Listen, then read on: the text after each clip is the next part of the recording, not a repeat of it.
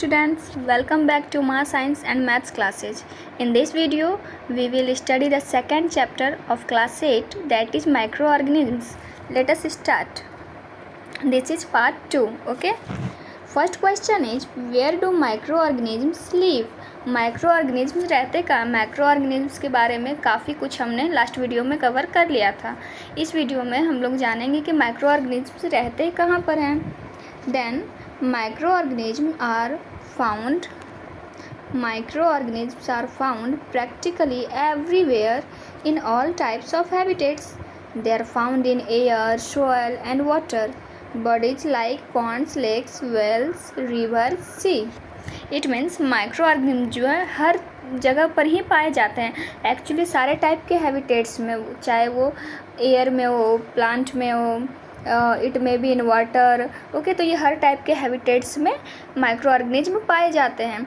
Air, soil, water bodies हर जगह पर पाए जाते हैं. पॉन्ड, सी, रिवर, इन सभी जगहों पर आप माइक्रोऑर्गेनिज्म को देख सकते हैं. बट माइक्रोऑर्गेनिज्म होते हैं बट हमें दिखाई नहीं देते हैं. तो लास्ट वीडियो में मैंने बताया था कि माइक्रोऑर्गेनिज्म बहुत ही स्मॉल होते हैं और वो सिर्फ माइक्रोस्कोप से ही देखे जा सकते हैं. Okay, microorganism can live and survive in almost all kinds of environment like hot springs, ice cold water, saline water, desert soil. It means microorganism जो है कोई भी तरह का environment में survive कर सकते हैं, चाहे वो समर हो, हॉट हो, विंटर हो, कोल्ड हो, या saline water हो, या बर्फ़ का पानी हो, कैसा भी हो, डेजर्ट भी हो, हर जगह पर वो सर्वाइव कर पाते हैं.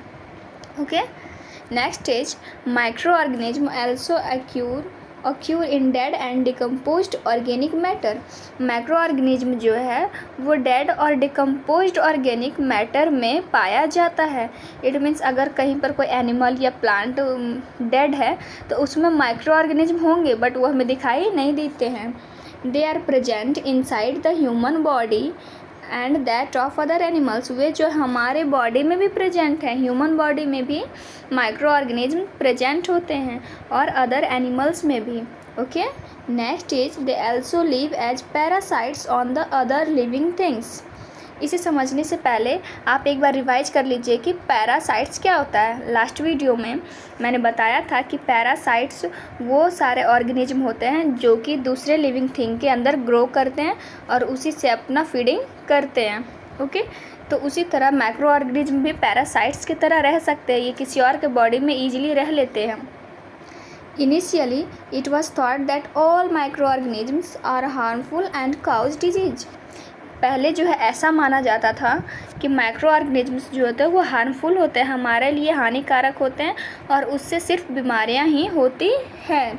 But later on scientist discovered most of the microorganisms are harmless and are even beneficial to us. बाद में साइंटिस्ट ने ये डिस्कवर किया कि कुछ ही माइक्रो ऑर्गेनिज्म को छोड़कर ज़्यादातर जो माइक्रो ऑर्गेनिज्म होते हैं वो हार्मलेस होते हैं, हमें नुकसान नहीं पहुंचाते हैं और साथ ही साथ हमारे लिए बेनिफिशियल भी होते हैं. Okay, next is friendly microorganism और useful microorganism. It means हमें माइक्रो ऑर्गेनिज्म का बेनिफिट्स के बारे में, उसका यूज के बारे में पढ़ना है. एग्ज़ाम में क्वेश्चन ये आता ही है इस चैप्टर से कि क्या यूजेज है माइक्रो ऑर्गेनिज्म का, क्यों माइक्रो ऑर्गेनिज्म को फ्रेंडली माना गया है. Okay, microorganisms are used for various purposes by human beings as well as in nature. Microorganism जो है अलग अलग पर्पस के लिए ह्यूमन बीइंग और नेचर दोनों के द्वारा यूज किया जाता है. First is microorganisms are utilized in the making of curd, bread and cake. सबसे पहले तो आप ये जानते ही होंगे, शायद अगर नहीं जानते हैं तो जान लीजिए कि माइक्रोऑर्गेनिज्म्स जो होते हैं वो कर्ड, दही, ब्रेड और केक बनाने में यूज किए जाते हैं. ओके, उनके बिना वो बन ही नहीं सकता. They are used in the production of alcohol, wine and acetic acid. साथ ही साथ ये एल्कोहल, वाइन, एसिटिक एसिड ये सारे को भी प्रोडक्शन में यूज़ किए जाते हैं. Next is they are also used in the preparation of medicine called antibiotics.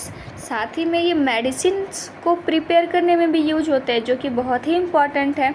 Medicine मतलब आप समझ रहे हैं कि जब हम बीमार होते हैं तभी लेते हैं, और उसमें भी माइक्रो ऑर्गेनिजम्स का यूज किया जाता है। वो मेडिसिन को हम लोग क्या बोलते हैं? एंटीबायोटिक्स। तो आप इसे याद रखिएगा। Okay, next is they are used in agriculture to increase the fertility of soil by fixing atmospheric nitrogen gas. It means ये एग्रीकल्चर में भी यूज किया जाता है सॉइल के फर्टिलिटी को बढ़ाने के लिए। अब सॉइल का फर्टिलिटी कैसे बढ़ाता है? तो जो सॉइल में जो माइक्रो ऑर्गेनिज्म बैक्टीरिया पाए जाते हैं वो एटमॉस्फेयर का नाइट्रोजन को सॉइल में फिक्स करते हैं। जब वो एटमॉस्फेयर से नाइट्रोजन लेते हैं और सॉइल के अंदर होते हैं तो वो सॉइल में भी जाता है, जिससे कि सॉइल हमारा फर्टाइल बनता है। Next is they also help in cleaning up the environment by decomposing the organic matter of dead plants, dead animals and animal wastage into harmless and useful simple substances. It means वो साथ ही साथ हमारे environment को भी clean करते हैं। वो कैसे क्लीन करते होंगे? तो अभी हम लोगों ने पढ़ा कि वो डेड प्लांट्स और डेड एनिमल्स में पाए जाते हैं। तो वो क्या करते हैं? डेड प्लांट्स और एनिमल्स को धीरे धीरे डिकम्पोज कर देते हैं, उसी से वो अपना फूड लेते हैं, जिसके कारण वो धीरे धीरे डिकम्पोज हो जाता है। ठीक है, और उससे हमारे इन्वायरमेंट को वो क्लीन बनाते हैं, जो कि हमारे लिए बहुत ही यूजफुल है। जब एनिमल वेस्ट, डेड प्लांट्स, ये सारे वेस्ट जो है डिकम्पोज हो जाएंगे और वो एक यूजफुल सब्सटेंस बन जाएंगे, तो ये हमारे लिए बहुत ही अच्छा होगा। Next, making of curd. अभी हम लोगों ने पढ़ा कि कर्ड, ब्रेड और जो केक है ये सभी माइक्रो ऑर्गेनिज्म के हेल्प से बनते हैं। तो चलिए समझते हैं कि कर्ड कैसे बनता है। Milk is turned into curd by bacteria. Milk जो है कर्ड में कैसे बदलता है? दही कैसे बनता है? बैक्टीरिया की हेल्प से। लास्ट वीडियो में हम लोगों ने पढ़ा था कि 5 मेजर टाइप्स होते हैं माइक्रो ऑर्गेनिजम्स के। फर्स्ट इज बैक्टीरिया, तो फर्स्ट वाला ही बैक्टीरिया था, तो उसी के हेल्प से मिल्क कर्ड में बनता है। ठीक है, in order to make curd a little premade curd is added to warm milk and set aside for some time. It means curd बनाने के लिए क्या किया जाता है कि थोड़ा सा दही जो है, थोड़ी बहुत ही कम क्वांटिटी में दही को गर्म दूध में डाला जाता है और कुछ टाइम के लिए अलग रख दिया जाता है। जब हम इस तरह से प्रोसेस करते हैं तो वो जो टोटल जितना मिल्क में आपने कर्ड को ऐड किया है वो पूरा जो है कर्ड में कन्वर्ट हो जाता है। आपने कई बार अपने घरों में भी देखा होगा कि आपकी मम्मी इस तरह से कर्ड बनाती होगी। Curd contains several microorganisms including Lactobacillus bacterium. Curd में जो बहुत सारे माइक्रो ऑर्गेनिज्म होते हैं, हम कर्ड का यूज करते हैं, कर्ड को फूड की तरह लेते हैं, बट हम उसमें माइक्रो ऑर्गेनिज्म कभी देखे नहीं हैं, बट उसमें होता है और उसका नाम है लैक्टोबैसिलस बैक्टीरियम। ये बैक्टीरिया जो है मिल्क से कर्ड बनाने में हेल्प करता है, इसी के कारण मिल्क जो है कर्ड के फॉर्म में कन्वर्ट हो जाता है। The Lactobacillus bacteria present in curd multiply in milk and convert it into curd.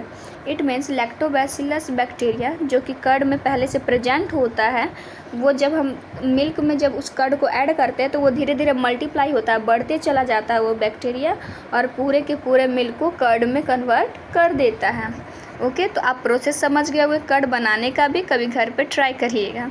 Okay, next is, और अभी हमने ये तो पढ़ा कि किस तरह से मिल्क कर्ड में कन्वर्ट होता है, क्योंकि कर्ड में लैक्टोबैसिलस बैक्टीरियम होता है, बट मिल्क में भी कुछ होता है जिससे वो कर्ड में इजीली कन्वर्ट होता है। चलिए वो देखते हैं। Milk contains a sugar called lactose. Milk में एक शुगर पाया जाता है जिसका नाम है लैक्टोज, और lactobacilli bacteria convert the lactose sugar into lactic acid. और जो लैक्टोबैसिली बैक्टीरिया था कर्ड में, वो लैक्टोज शुगर को लैक्टिक एसिड में कन्वर्ट कर देता है। इस बात को आप ध्यान से समझिएगा। कर्ड में लैक्टोबैसिलस बैक्टीरिया होता है जो कि मिल्क के लैक्टोज शुगर को लैक्टिक एसिड में कन्वर्ट कर देता है। Okay, and this lactic acid convert milk into curd. और यही लैक्टिक एसिड मिल्क को कर्ड में कन्वर्ट कर देती है। तो इसमें 3 प्रोसेस है, ध्यान से समझिए। सबसे पहले कर्ड लैक्टोबैसिलस बैक्टीरिया, कर्ड में लैक्टोबैसिलस बैक्टीरिया होता है जो कि मिल्क के लैक्टोज शुगर को लैक्टिक एसिड में कन्वर्ट करता है और फिर वो लैक्टिक एसिड मिल्क को कर्ड में कन्वर्ट करती है। ठीक है, तो आप पूरा प्रोसेस समझ गए होंगे। देन लैक्टोबैसिलस बैक्टीरिया क्या होता है उसे समझते हैं। तो the bacteria which is use to convert the milk into curd is called Lactobacillus bacteria. अगर एग्जाम में ऐसा क्वेश्चन आ जाता है तो आप ये लिख सकते हैं कि वो बैक्टीरिया जो कि मिल्क को कर्ड में कन्वर्ट करता है, उस बैक्टीरिया को हम लैक्टोबैसिलस बैक्टीरिया कहते हैं। ठीक है, चलिए आगे बढ़ते हैं। Next is making of bread. अब ब्रेड कैसे बनता है वो भी जान लेते हैं। कर्ड तो हमने जान लिया, ब्रेड जान लेते हैं। East is used in making industry for bread. समझ रहे हैं आप, जैसे कि कर्ड में बैक्टीरिया का यूज हुआ, ब्रेड को बनने में किसका यूज होता है, ईस्ट का। और ईस्ट जो है बेकिंग इंडस्ट्री में यूज होती है ब्रेड बनाने के लिए। बेकिंग इंडस्ट्री मतलब जहाँ पर हमारा ब्रेड बनकर तैयार होता है, तो वहाँ पर ईस्ट का यूज किया जाता है। When yeast is mixed in dough for making bread, the yeast reproduces rapidly and gives out carbon dioxide gas during respiration.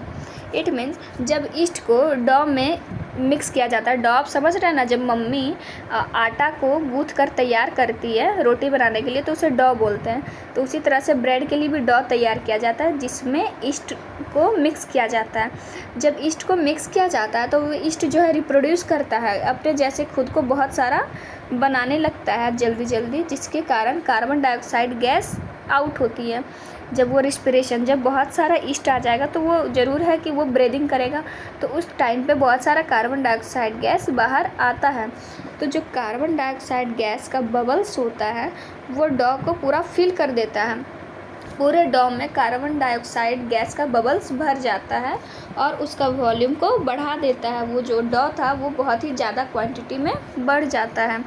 Then क्या होता है, this makes the bread rise. इससे क्या होता है, ब्रेड खिलने लगता है। आप देखोगे कि ब्रेड जो है पूरा स्पंजी होता है, पूरा खिला हुआ होता है, क्योंकि उसके, और आप ये भी देखेंगे बीच बीच में छोटा छोटा वो होल होता है।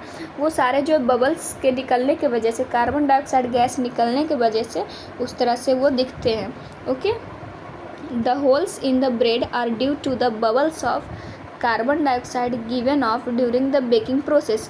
बेकिंग प्रोसेस के दौरान जो कार्बन डाइऑक्साइड का बबल्स निकल रहा था उसी के कारण ब्रेड में वो होल्स हो जाते हैं। ठीक है, this makes the bread light, soft and spongy. और उसी गैस के चलते ब्रेड बहुत ही हल्का होता है, सॉफ्ट होता है और खाने में बहुत ही स्पंजी होता है। Okay, next is east is also used in making cakes and pastries. जिस तरह से ब्रेड तैयार किया जाता है उसी तरह से केक्स और पेस्ट्रीज बनाने में भी ईस्ट का यूज किया जाता है। आप देखिए यहाँ पर इस ब्रेड को, यहाँ पर ब्रेड में आपको ये जो दिख रहा है निशान, ये सारे गैप जो दिख रहे हैं वो कार्बन डाइऑक्साइड गैस की वजह से हुए हैं, जिससे ये इतने ज़्यादा खिले हुए दिखते हैं।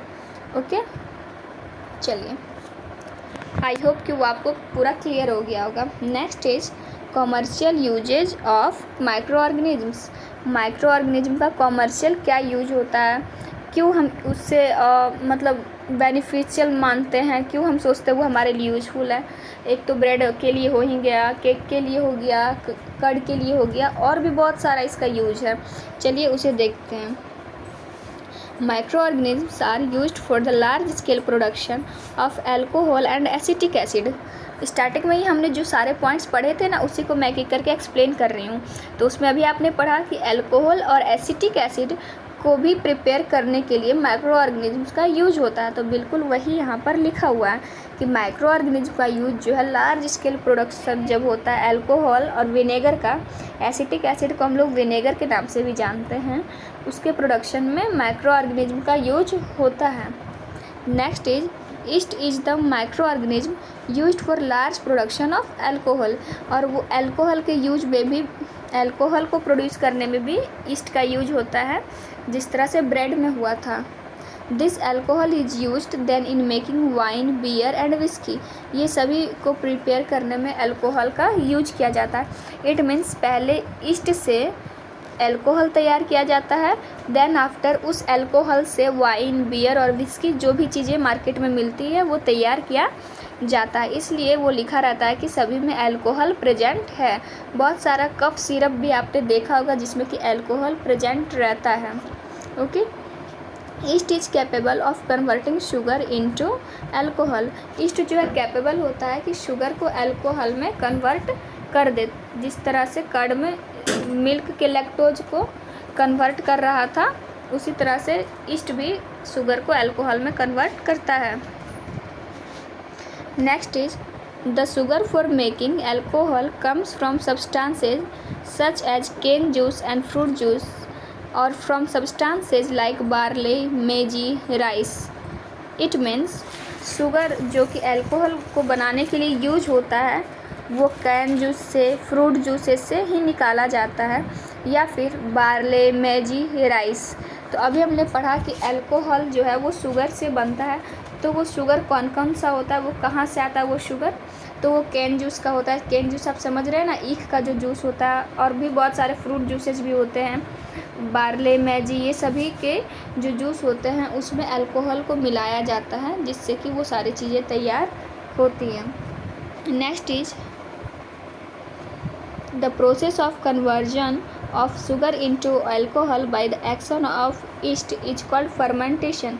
ये बहुत ही इम्पॉर्टेंट टॉपिक है फर्मेंटेशन, इसे समझिएगा। जो प्रोसेस होता है शुगर को अल्कोहल में कन्वर्ट करने का ईस्ट के एक्शन से, उसे फर्मेंटेशन कहते हैं। ईस्ट के हेल्प से जब हम शुगर को जैसे फ्रूट जूस हो गया, केन जूस हो गया, उसे जब अल्कोहल में कन्वर्ट कर देते हैं ईस्ट की हेल्प से, तो उसे फर्मेंटेशन कहते हैं।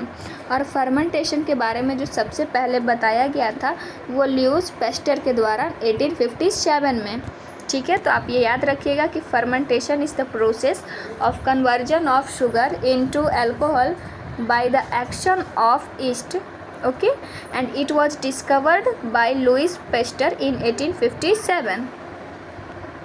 नेक्स्ट इज कुछ और भी पॉइंट्स है जिसे समझ लेते हैं। अभी हमने विनेगर का वर्ड सुना था, तो उसे जान लेते हैं। What is vinegar? A dilute solution of acetic acid is called vinegar. Acetic acid का जो एक सॉल्यूशन होता है उसे ही विनेगर कहा जाता है। विनेगर का यूज हम अपने फूड में बहुत ही ज़्यादा करते हैं। मिल्क को पनीर में कन्वर्ट करने के लिए भी विनेगर का यूज किया जाता है। Bacteria can turn alcohol into acetic acid. Alcohol में बैक्टीरिया की हेल्प से एसिटिक एसिड को तैयार किया जाता है। ठीक है, और उसी एसिटिक एसिड के सॉल्यूशन को हम लोग विनेगर के नाम से जानते हैं। To produce acetic acid firstly alcohol is made by using yeast. Acetic acid produce करने के लिए अल्कोहल को ईस्ट की हेल्प से बनाना पड़ता है।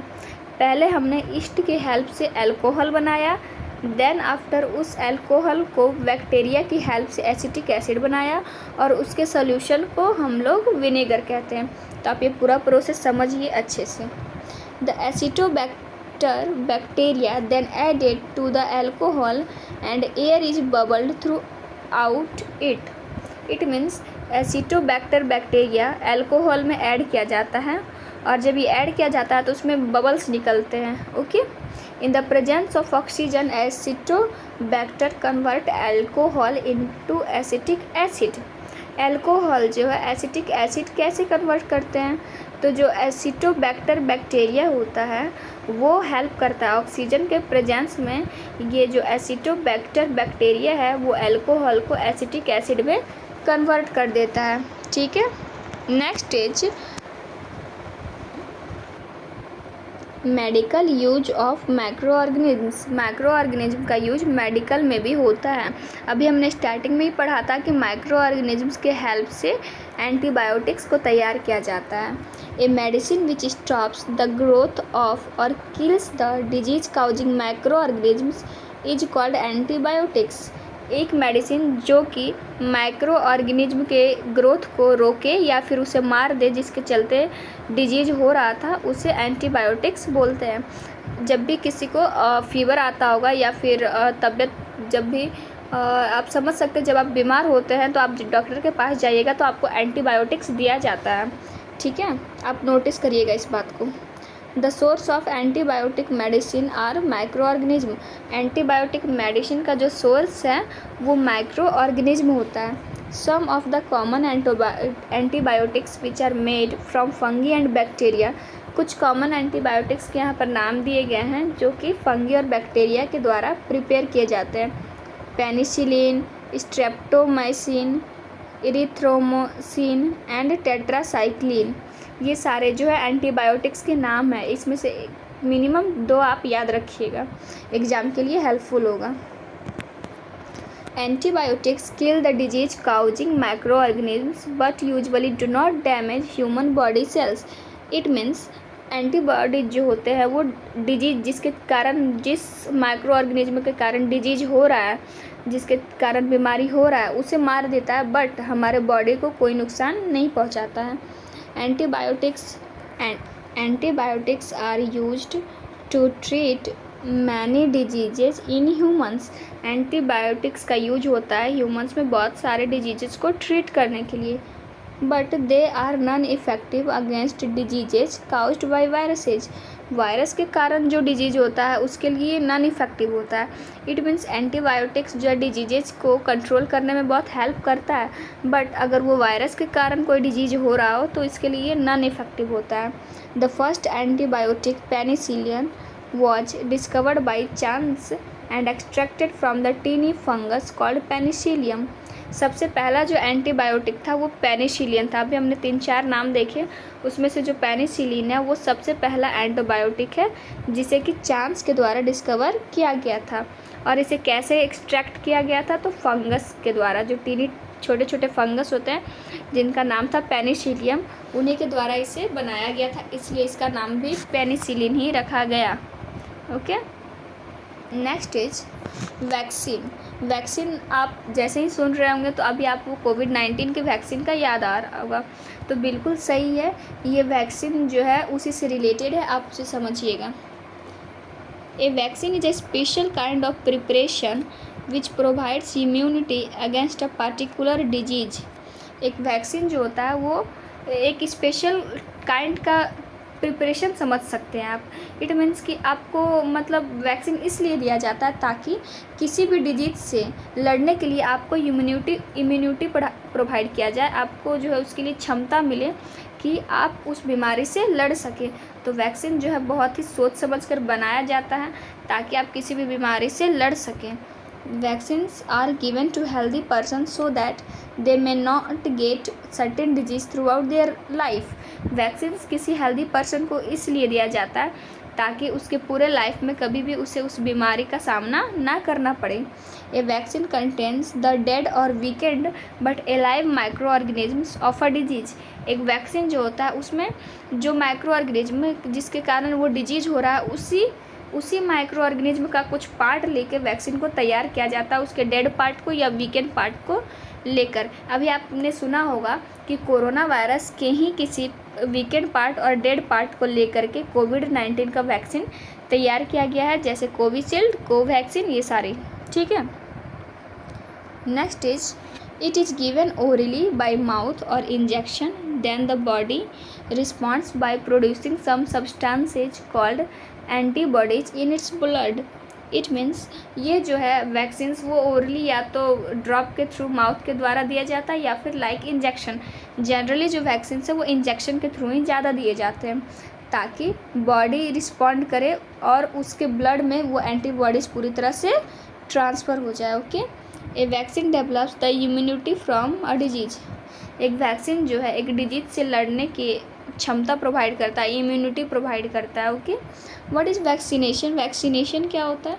Vaccination is the process of giving a vaccine orally or by injection which provides protection against a particular disease. किसी भी डिजीज के अगेंस्ट प्रोटेक्शन प्रोवाइड करने के लिए जो इंजेक्शन या ओरली का अगर कोई वैक्सीन दिया जाता है तो उस प्रोसेस को वैक्सीनेशन कहते हैं। तो जो प्रोसेस होता है वैक्सीन देने का उसे वैक्सीनेशन कहते हैं। आप इजीली वर्ड में ये याद रख सकते हैं। ठीक है, next is the disease which can be prevented by the vaccination of children at proper age. कुछ ऐसी भी डिजीजेज हैं जो कि चिल्ड्रन जब प्रॉपर एज पे होते हैं, 4 to 5 ईयर्स के होते हैं, तभी वो लगा दिया जाता है वो वैक्सीन ताकि वो किसी पर्टिकुलर डिजीज से बाद में इफ़ेक्ट ना हो। ठीक है, जैसे polio, small pox, cholera, typhoid, hepatitis, tuberculosis, tetanus, rabies, micelles, ये सारे ऐसे डिजीजेज हैं जो कि बहुत ही डेंजरस होते हैं, इसलिए गवर्नमेंट बच्चों को इससे बचाने के लिए पहले से ही वैक्सीन दे देती है ताकि उन्हें ये बीमारी का सामना ना करना पड़े। ठीक है, तो स्मॉल पॉक्स के लिए जिन्होंने वैक्सीन का डिस्कवर किया था उनका नाम क्या था, तो एडवर्ड जेनर। और ये कब किया था इन्होंने ये खोज, 1798 में। तो आप ये याद रखिएगा कि स्मॉल पॉक्स का जो वैक्सीन है वो सबसे पहले एडवर्ड जेनर के द्वारा डिस्कवर किया गया 1798 में। Next is which vaccine is given for small pox. Small pox के लिए जो है कौन सा वैक्सीन दिया जाता है। स्मॉल पॉक्स को जनरली चिकन पॉक्स से भी हम लोग जानते हैं, तो उसके लिए ओरल पोलियो वैक्सीन दिया जाता था। ये पोलियो जो है बच्चों को दिया जाता था किस प्रोग्राम के अंदर, अंडर पल्स पोलियो प्रोग्राम। तो आप याद रखिएगा पल्स पोलियो प्रोग्राम के अंदर बच्चों को स्मॉल पॉक्स का टीका लगाया जाता था। कौन से प्रोग्राम के अंदर ये तो आपने जान लिया, साथ ही में किस प्रोग्राम में आता है, under the national health program. It means national health program के पल्स पोलियो प्रोग्राम के अनुसार स्मॉल पॉक्स का ओरल पोलियो वैक्सीन लगाया जाता था। इस तरह से पूरा सेंटेंस में आप याद रखिएगा।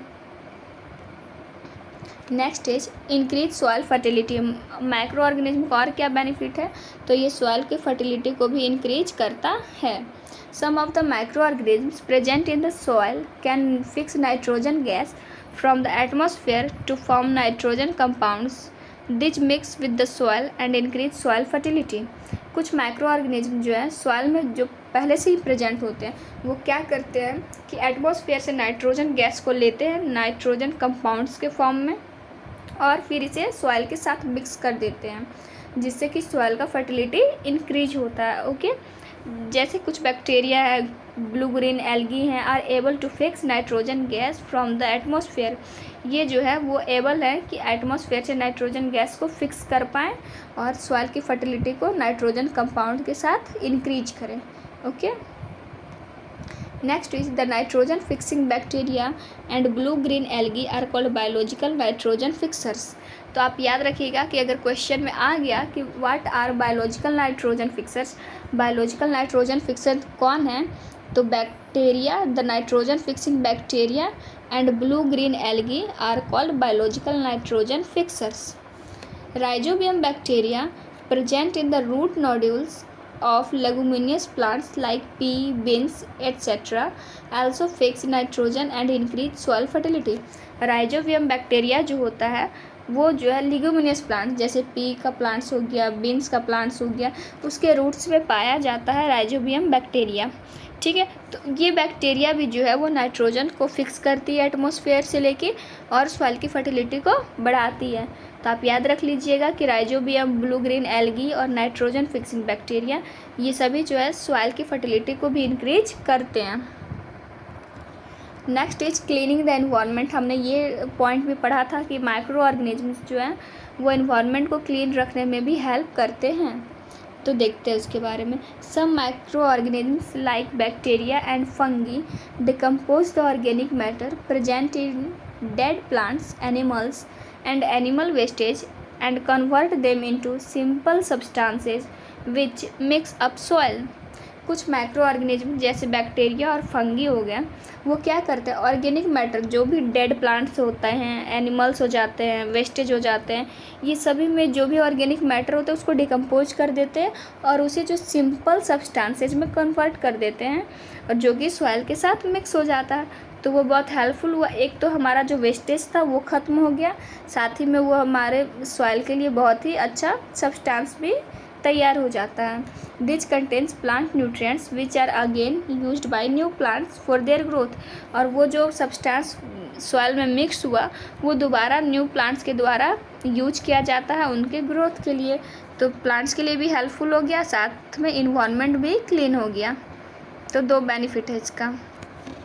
Then microorganisms decompose the harmful and smelly dead remains of plants and animal wastage like dung, urine into harmless materials. They clean environment. Micro organism जो भी डेड रिमेन्स हो जाते हैं प्लांट्स के सड़ने गलने के बाद, एनिमल्स अगर कोई डेड हो गया है तो उनके जो भी बचे हुए पार्ट्स होते हैं उसको धीरे धीरे डिकम्पोज कर देते हैं और बिल्कुल हार्मलेस मटेरियल में उसे कन्वर्ट कर देते हैं, जिससे कि इन्वायरमेंट भी क्लीन होता है और हमारे इन्वायरमेंट से हार्मफुल मटेरियल भी ख़त्म हो जाता है। Next is in addition to cleaning के साथ साथ वो जो है न्यूट्रिएंट्स को रिसाइकल करने में भी हेल्प करते हैं। जैसा कि अभी हमने पढ़ा कि कुछ जो है नाइट्रोजन फिक्सिंग बैक्टीरिया होते हैं जो कि एटमॉस्फेयर से लेकर नाइट्रोजन को सॉइल में फिक्स करते हैं। तो इससे क्या हुआ कि न्यूट्रिएंट्स रिसाइकल भी हो गया, ठीक है, ताकि ग्रीन प्लांट्स उसे फूड की तरह दोबारा यूज कर सके। जब सॉइल्स में न्यूट्रिएंट को वो रिसाइकल कर दें तो अब उस सॉइल से प्लांट्स जो है यूज कर सकते हैं न्यूट्रिएंट्स को। ओके डन, इस वीडियो में इतना ही। नेक्स्ट वीडियो में आगे का हम पढ़ेंगे, ठीक है। जब तक आप इसे एक बार और अच्छे से देख लें और समझ लें। अगर आपको कोई भी डाउट हो तो प्लीज़ मुझे कमेंट करके बताएं। Thanks for watching. अगर आपको मेरा वीडियो पसंद आया तो please like, subscribe and share.